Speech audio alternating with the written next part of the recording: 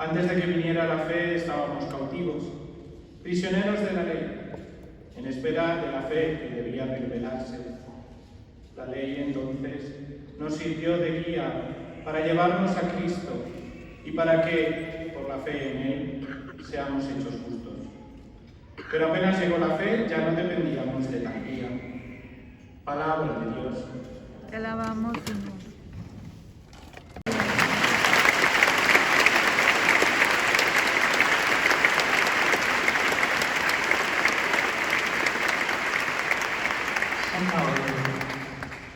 innamorato di Gesù Cristo e che aveva capito bene cosa fosse la salvezza. Ci ha insegnato che i figli della promessa, cioè tutti noi giustificati da Gesù Cristo,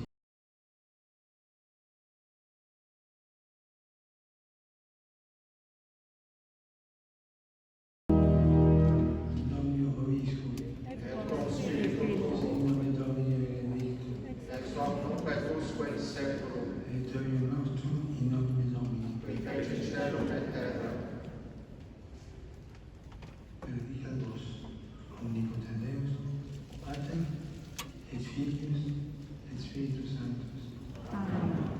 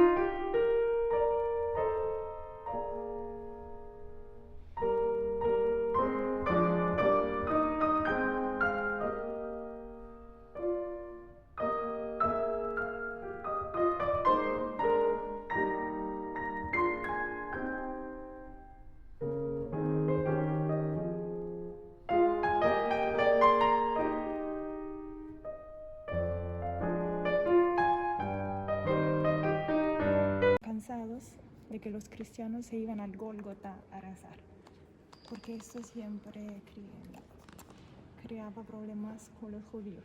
Así que ya ellos estaban hartos y arriba del Gólgota construyeron un templo pagano.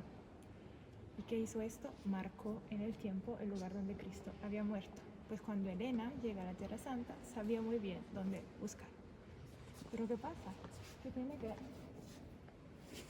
¿dónde tiene que buscar? Tiene que buscar en los fundamentos del templo pagano. ¿Por qué? Porque todos los instrumentos utilizados para el martirio de la cruz eran considerados malditos y se enterraban. Entonces ella hace destruir el templo, empiezan a buscar los esclavos y ella, como se ve acá, aquí a la esquina, a la izquierda, encuentra 3 cruces. Aquí está la esquina Santa Elena y ellos están sacando 3 cruces. ¿Cómo saber cuál es la cruz de Cristo? Aquí pasa un cortejo fúnebre. En ese momento llevaban a un muerto y Santa Elena dice, párense. Empieza a acercar las cruces al muerto y cuando acerca la de Jesús, el muerto resucita. Y ella entiende que esa es la cruz de Jesús. ¿Ven? El muerto que se está levantando. Está sentado. Entonces ella agarra la cruz y la lleva a Roma. Aquí está en el centro Elena con la cruz de Jesús. Y ahí la llevan a Roma.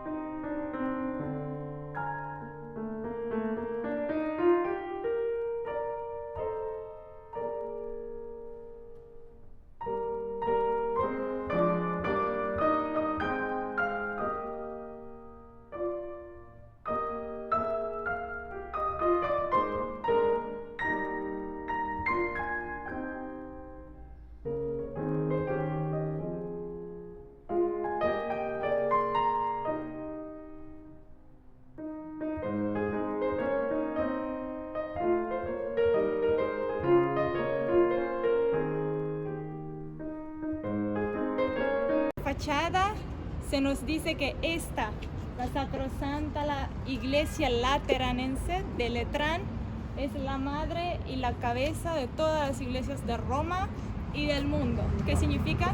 Que la primera iglesia construida en la historia es esta, o sea, es la cabeza de todas las otras, porque es la primera. Y de hecho es la catedral del Papa. Por eso el Papa vivía acá antes de mudarse al Vaticano. Como ya le contaba la madre, Constantino realizó las iglesias cerca de los muros de las ciudades. Ahí ven los muros de Roma, de entrada, claro, la Roma antigua. Inmediatamente se encontraba la basílica dedicada al Santísimo Salvador, el que había salvado Constantino de la catolicidad, de la iglesia, donde se ve dónde está el Papa y qué es el poder del Papa y qué relación hay entre ser Papa y al mismo tiempo obispo de Roma. Así que vamos a ver en la puerta del Senado romano. Es totalmente en bronce y para abrirla se necesitan 5 hombres de cada lado, por lo pesada que está. San Pedro, San Pablo Extramuros, San Juan de Letrán y Santa María la Mayor. Todas tienen la Puerta Santa. El peregrino que viene a Roma tiene que visitar esas 4 basílicas. ¿Para qué? Para obtener la indulgencia plenaria. Hoy, si están confesados, si están comulgados, al entrar o después, en un momento de oración, pueden obtener la indulgencia plenaria. Siempre. Mientras que esta es la Puerta Santa. Cada iglesia, cada basílica mayor tiene la suya. Y esta es la de San Juan de Letrán. Y aquí dice: Cristo, ayer, hoy y para siempre. Y fue inaugurada en el año santo del 2000 por Juan Pablo II. O sea, cada vez en cuando. La Puerta Santa. Cada vez en cuando.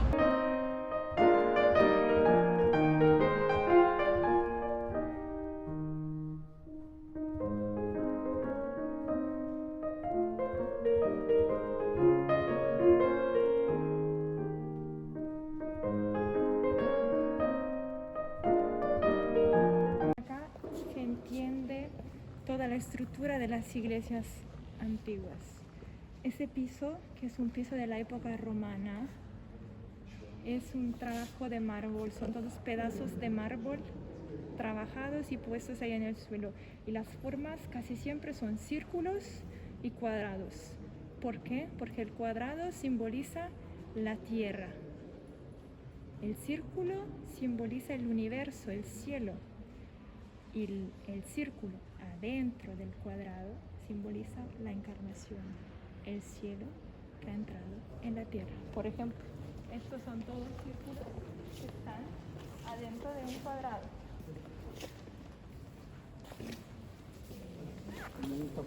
Pero todos estos colores que nos acuerdan el jardín del paraíso. El jardín que siempre tenemos que tener a la mente en el camino de la vida.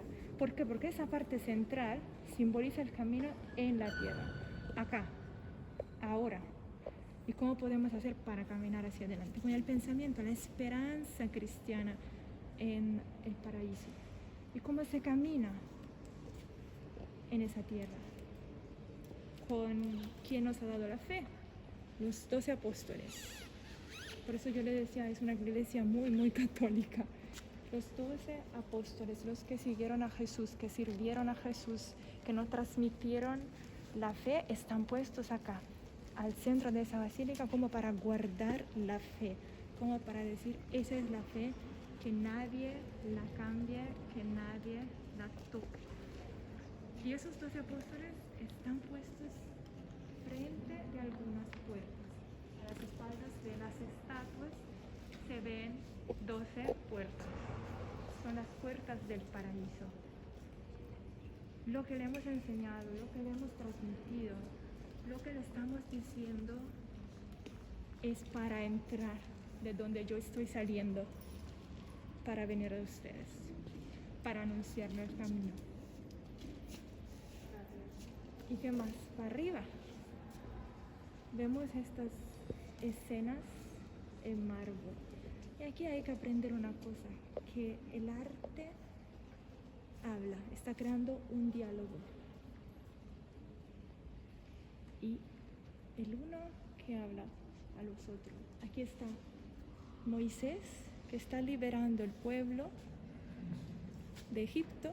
Del lado a la derecha está Jesús, está bajando a los infiernos a rescatar a quién, a Adán y a Eva.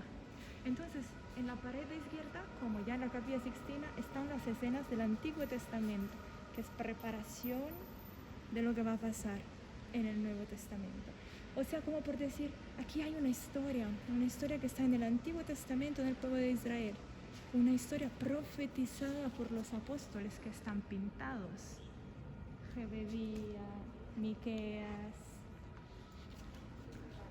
Jonás, todos los profetas arriba, la historia del pueblo de Israel con Moisés, la historia de la vida de Jesús, los apóstoles que guardan la fe de la iglesia en camino y la iglesia en camino hacia el paraíso. Esa parte, que es un medio círculo al final de la basílica, toda dorada, simboliza el paraíso.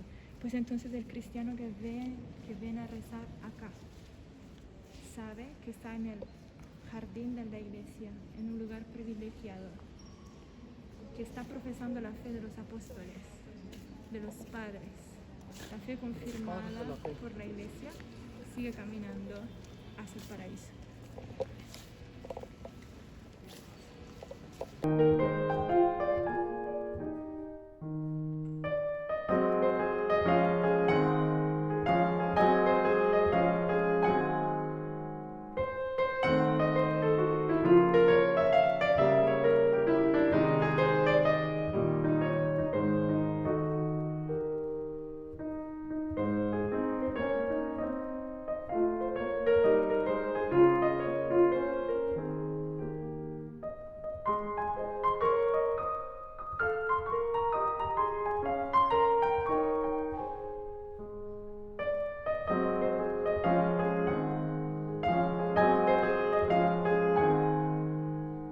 ¿Se acuerdan lo que la madre le decía?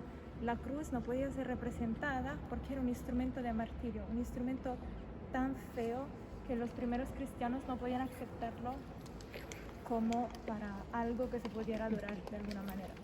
Entonces Constantino realizó esa cruz que ven acá en el centro, esa cruz con piedras preciosas, o sea, una cruz preciosa, una cruz rica, llena de piedras preciosas, para decir que esa cruz es la única que puede ser adorada, porque esa cruz es la única que vio morir a Jesús, Hijo de Dios, para la salvación del mundo. Por eso es una cruz que se tiene que adorar y que se tiene que amar. Y si ponen atención, en el centro de esa cruz están Adán y Eva, porque los primeros que trajeron frutos, que trajeron gracia de la salvación de Cristo, los primeros que Él fue a recoger a los infiernos fueron precisamente los primeros que se habían entrado a los infiernos. Y de esa cruz se ven 4 ríos que salen, son los 4 evangelios. Y se ven ciervas, esos animales, que beben al agua de esos ríos. Se representan las almas de los cristianos que beben a la fuente del Evangelio. Y por debajo aquí de la cruz está la Nueva Jerusalén, esa chiquita ciudad que se ve con San Miguel Arcángel que la protege. Es la Nueva Jerusalén que se abre solo con la cruz de Cristo. Y aquí vemos ese gran río que sigue siendo el río de la iglesia, el río de la gracia que la iglesia derrama en la historia del mundo y en el tiempo. Y vemos a la izquierda de la cruz la Virgen María que le pone la manita a la cabeza del Papa Nicolás I, que es el papa que, Nicolás III, perdón, que es el papa que encargó de hacer ese mosaico. Luego las imágenes grandes, San Pedro, San Pablo, ya sabemos que son los patronos de Roma, San Juan Bautista, San Juan Evangelista y San Andrés. Y vemos también dos frailes, San Francisco a la izquierda, San Antonio a la derecha. ¿Y por qué están más chicos? Están más chicos porque en el tiempo en el que fue realizado ese mosaico, Francisco y Antonio acababan de ser nombrados santos y no le parecía bien a los que hicieron el mosaico hacerlos del mismo tamaño de la Virgen María, de San Pablo, de San Pedro, porque como le parecía que eran santos de menos tiempo. Entonces se quedaron así tan chiquillos, pero creo que a ellos ni siquiera le molesta ahora. Y acá están todos los otros 12 apóstoles. Otra vez los 12 apóstoles, otra vez la iglesia. Todo porque allá arriba está representada la iglesia, está representada María, madre de la iglesia, el evangelio, la gracia que la iglesia derrama a través de los sacramentos, porque acá hay algo de muy importante. Es la cátedra, es la silla de la cual el Papa administra su poder de vicario de Cristo. Nosotros estamos acostumbrados a saber que el Papa se elige en la Capilla Sixtina, por supuesto. Pero, ¿cuándo es que se puede decir, sí, ese es el Papa? ¿Cuándo es que jurídicamente se cierra el proceso de elección del Papa? Se cierra algunos días después de la elección, cuando el nuevo Papa viene acá a tomar posesión de la diócesis de Roma. En el preciso momento en el que el nuevo Papa elegido sube estos escalones y se sienta, ese es el Papa. El proceso se cierra porque el Papa es el obispo de Roma y el obispo de Roma es el Papa. Entonces, ser elegido como Papa, tomar posesión de la diócesis de Roma coinciden. Y tan solo cuando estos dos elementos se realizan, él es el Papa. Por eso esa silla es muy importante. Imagínense que los que se sientan ahí son inmediatamente excomulgados. Sí, como por decir que nadie puede tomar el poder que Dios dio a Pedro y de Pedro a los otros vicarios de Cristo. ¿Pero ha habido alguien que lo haga?